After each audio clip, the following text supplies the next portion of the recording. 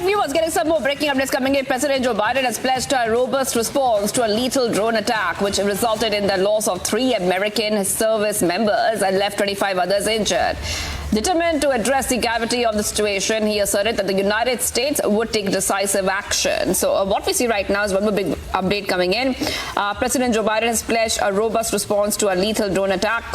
Remember that 3 Americans have lost their lives, 3 U.S. troops have lost their lives, and 25 others have been injured. Let's go ahead and play out exactly what Joe Biden had to say.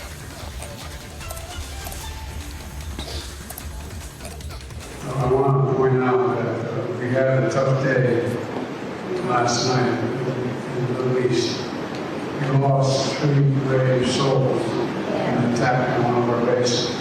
And I'd ask you for a moment of silence for all 3 of those fallen soldiers. Jesus.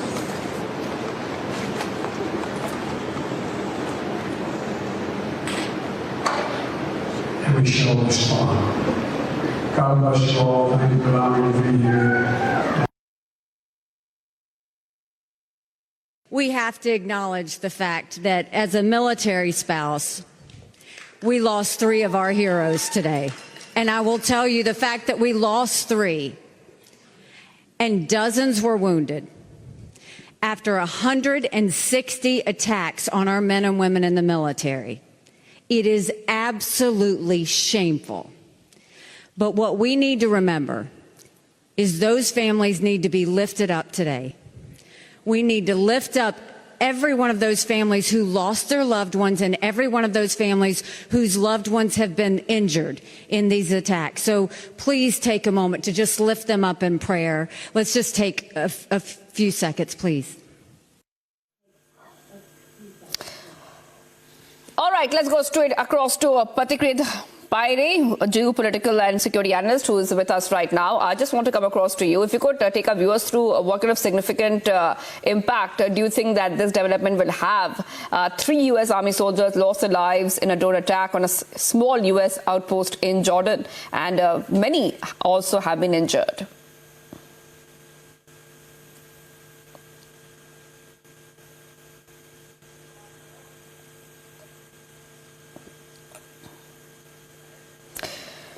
All right, we go back to Patikrit, geopolitical and security analyst, in just a moment, because this is a very big incident. Now, the incident occurred overnight, marking the first instance of U.S. troops being killed by enemy fire in the Middle East since the commencement of the Gaza war. Let's go back to Patikrit Paine, geopolitical and security analyst, who's joining us right now on the phone line. Thank you for joining us. Now, like we told our viewers right now, is that this is a very big development because this is the first instance of U.S. troops being killed by enemy fire since the Gaza war first began. And this would, of course, mean that Joe Biden has already said he will be taking some very strict action against what has happened. Please take us through why this is significant.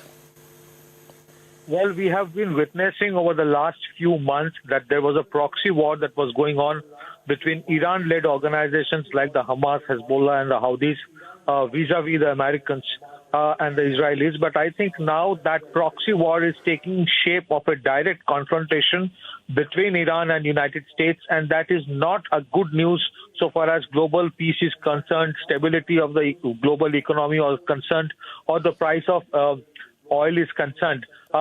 This whole incident has a legacy issue, which spans or dates back to almost a decade when there were face-off going on in Syria when the Americans wanted to topple the Assad regime. The IS and the Iranians came in to counter the, those who wanted to topple Assad regime, and that has been going on. But this kind of a direct attack by Iran on the Americans is also a kind of a daredevilry which the Iranians are trying to project, that today they are in a position to counter the Americans, and that may lead to a major increase in the volatility of the whole Middle Eastern situation.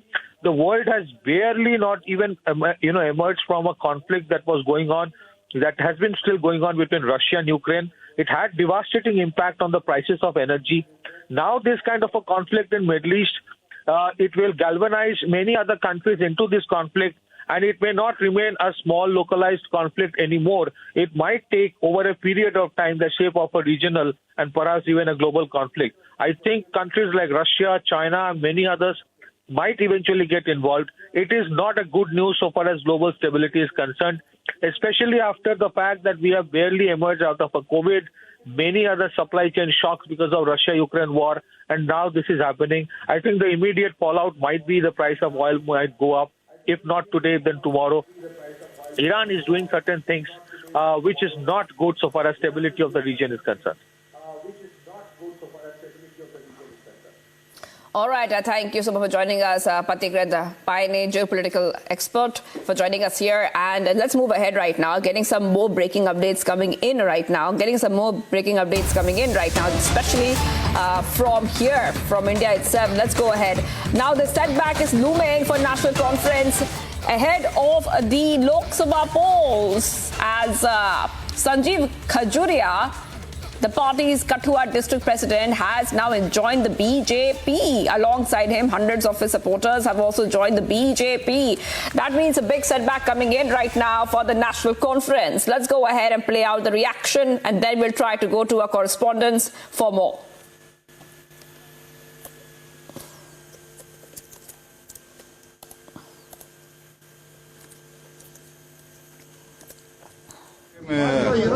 Bharatiya Janata party की विचारधारा और माननीय नरेंद्र भाई मोदी जी का जो काम करने का तरीका है, जो उनका राष्ट्रवाद है और जो उनके अंदर इस देश को आगे ले जाने के लिए सपना है, और जिस तरीके से उन्होंने भारत को पूरे विश्व में एक नई पहचान दी है और इस भारत को वो विश्व का एक बड़ी ताकत और बड़ा बनाने का जो सपना देख रहे हैं. All right, let's go straight to my colleague Gursimran is joining us right now live from Jammu. Gursimran, you know, this is a big jolt to the National Conference in Jammu region. Top NC leaders have now, in fact, joined the BJP, and these leaders have been serving NC. They were in NC for 35 years, some of them. It's a very big setback coming in, Gursimran. So indeed, this is a major setback to the National Conference because their senior party cadres, they are leaving the party and now switching the sides to the Bharatiya Janata Party.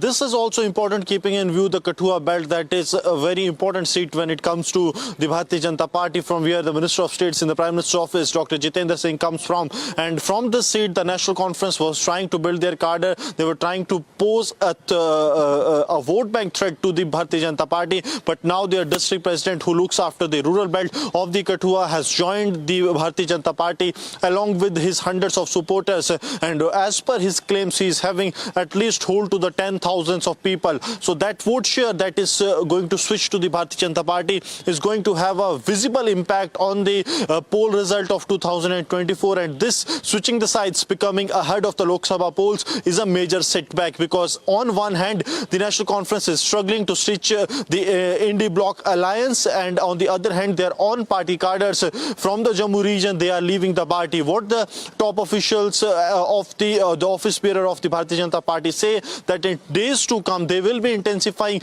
their Lok Sabha campaign, and many more leaders from the other political parties, they are willing to join the Bharatiya Janata Party, and they will be joining the BJP ahead of the Lok Sabha polls. So the BJP's expansion plan is very much clear, but when it comes to the opposition parties of the Indy Bloc, that is something really very concerning, that at a time when they have failed to stitch the alliance just for the 5 seats of Jammu and Kashmir, their cadres are falling apart and joining the Bharatiya Janata Party ahead of these polls. Shivangi. Right, Gursimran, and if you could take our viewers through exactly how this might affect the National Conference, now that the Lok Sabha elections are not too far away, and we are seeing that Sanjeev Khajuria has said that he will further the mission of the BJP to serve the people and the nation, and will leave no stone unturned to gather maximum votes and support for the BJP in the Lok Sabha elections. So it's a very concerning development. How will this affect the NC now? See, we are looking on to the Lok Sabha polls at a time when we have seen that for the last 2 times the Bharatiya Janata Party has retained the seat of Kathua. That is the Minister of State in the Prime Minister office, Dr. Jitendra Singh. He won in 2014 and as well as in 2019. And at this time, when you go to the polls with the other political parties saying that there will be anti-incumbency factor, then the leaders, the top leaders from other parties like Sajeev Khajuri alias Romi from the National Conference joining the folds of the Bharatiya Janata Party clearly shows that the party has not lost the ground and they are strengthening it further. But yes, this is really very major concern for the National Conference, for the People's Democratic Party, for the Congress Party. Reason being that they are planning to stitch an alliance which has not been formalized yet. But in case it happens, the vote that was that they were expecting to go to their side, that has completely shifted sides and now is in the court of the Bharatiya Janata Party. So this is a setback that is going to, because it is not a setback to the National Conference. If they come into alliance with the Indie bloc, even then this is going to be a setback to the entire alliance that is that they are planning to come here in Jammu and Kashmir. So this is not restricted to what the National Conference will be facing, but the entire opposition, as the leaders from the political parties are switching sides to the Bharatiya Janata Party ahead of the Lok Sabha polls.